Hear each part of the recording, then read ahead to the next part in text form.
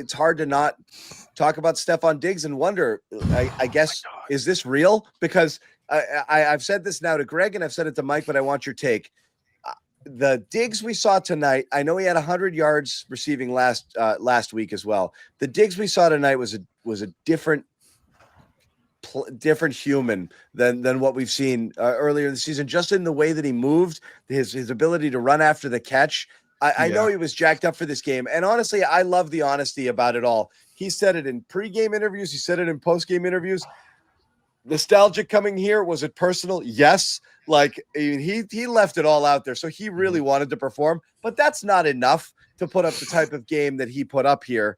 He was outstanding all game long. Is a thing that just happened, or has he physically finally started to get there, Taylor, where this is what we can expect, not 146 every single game, but this version of Stefon Diggs? Because again, we're looking at the snap counts. He still only played half the snaps, and he pulled in a stat line like that.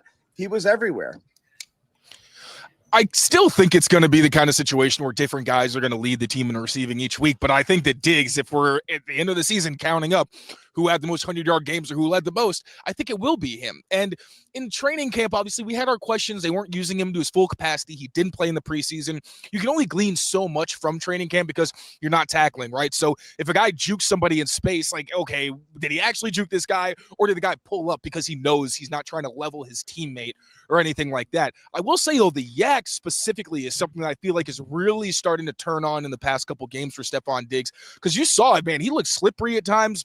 The downfield chemistry that he's starting to build with Drake Maye that we saw glimpses of last week.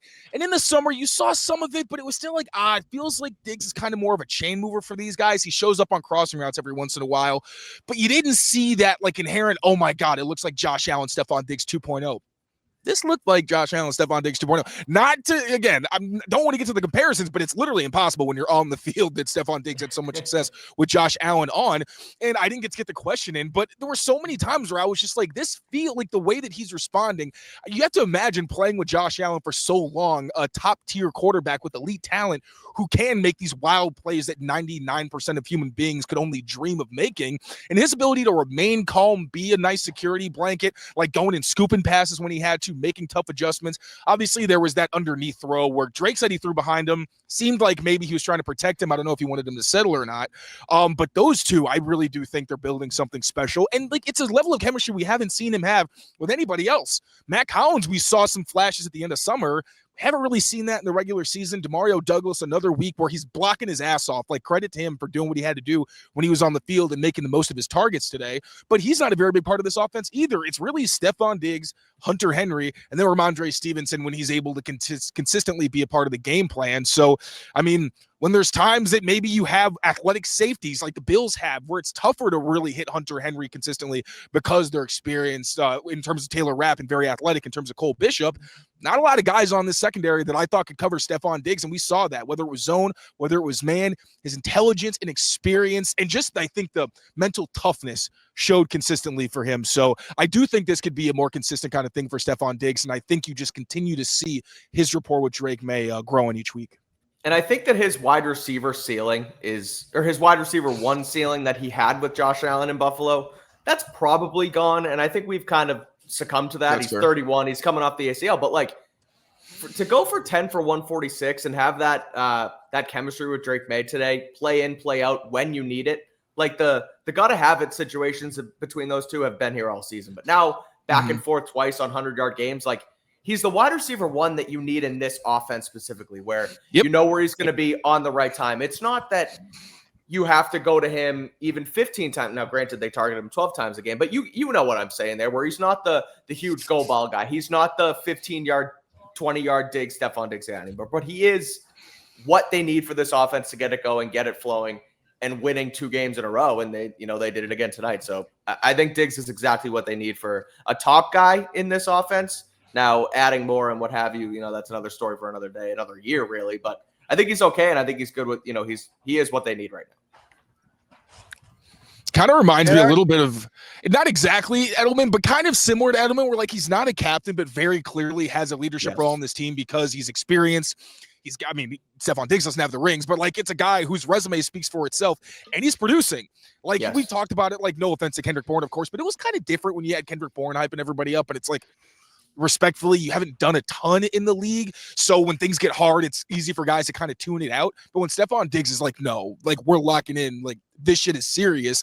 It's hard to tell Stefon Diggs, yeah, whatever, because he's doing it. He's done it in the past, and he's doing it now. Gravitates towards him, and then he does it on the field. Exactly. And that was just another cool thing to see because we'd seen little glimpses of it. And it's like, we don't think Stefon Diggs is bad. There were times where we talked about Drake Maye just wasn't really exploiting all the opportunities, but now it feels like he is doing that. And when Diggs gets fired up like that, it just does that much more, I would think, to help out his teammates and really get them juiced up as well. On top of the Mr. Brightside. Bad move, Bills. Never play Mr. Brightside. Just gets people too amped up. Well, the thing is, that stuff can go a couple different ways, right? You can act like the guy, but if people don't think you're the guy, they're just like, oh, here's this guy talking because he thinks, he wants the attention on him, and I don't give a crap what he says. So the fact that it worked, or the fact that there's buy-in, or the fact that people responded to Stefon Diggs' pregame speech and emotional stuff before the game definitely speaks to a level of leadership that I think some people were quick to just determine he doesn't have. This is a problem. And again, we've seen it with I hate to label every receiver as if they're the same class of species, a diva receiver. Everyone's got their own thing, but we've seen it go a certain way with a lot of different people, a lot of different ways. And again, you've seen Diggs wear out welcomes multiple times already. So, look at the knocks on it. 31, coming off an ACL, and he's going to be a pain in the ass that's going to destroy the culture. That doesn't seem like it's the case right now. No, and I mean, there's I kind of lost my train of thought there for a second. Sorry, Mike, you go. I'll get it back. As far as the culture goes, we've had questions. We had questions about it on Patriots Daily throughout the offseason when things happened over the offseason, and it looked like he was late to practice one day, and then he had the interview with Rossini, and he had to come out and he called out Tom and Phil. There have been things that started to not quite bubble over, but there was some smoke, and we thought, okay, when is the fire going to happen? And they've seemingly put out the fire. Phil walked it back. He thought he got out ahead of himself. He said, I probably shouldn't have said pain in the ass. But that was not the fact that there were any breadcrumbs or indications that he's doing his own thing, though. I didn't like the Vrabel thing where he's like, I don't know if I'm playing. And Vrabel's like, oh, frick this guy. Look at him. He's out there practicing. Of course he's playing. Right. I was like, why are we doing this? Are they at odds? But I don't know. It doesn't seem. And I'll say right I at least appreciate that he's aware of it. Like, he's not just like, oh, what are you all upset about? Like, he had the whole press conference where he addressed the situation with Phil. Today, even, he said, I'm not a perfect person, kind of, I think, also acknowledging the comments earlier when he did 6 out of 10, which he also joked about, which is actually pretty funny.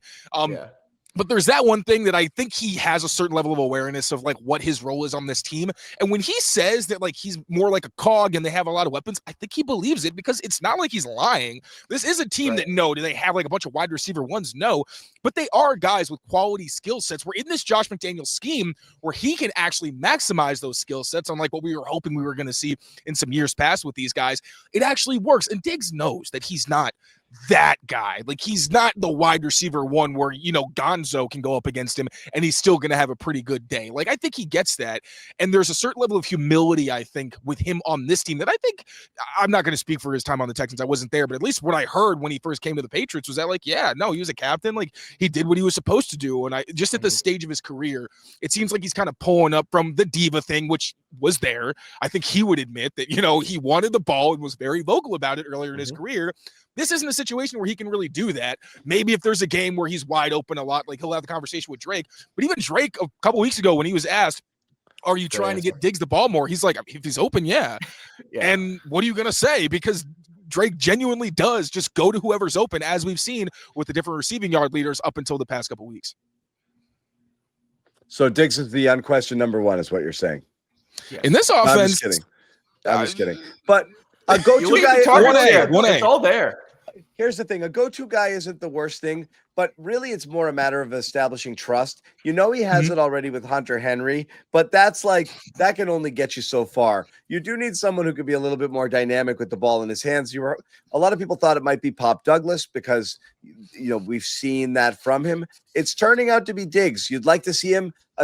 And before that, he definitely had a little something going with Booty. So to me, it's less about the next man up. They've got so much. It's really more the trust in the person being where you want them to be, getting on the same page and doing all of that stuff. I think that goes a long way here. And now you're seeing it a little bit with multiple people, which can only help. Because again, it's not the most dynamic group of receivers. There's not huge playmakers there necessarily, but this is about as good as you can hope for, certainly from Stefon Diggs.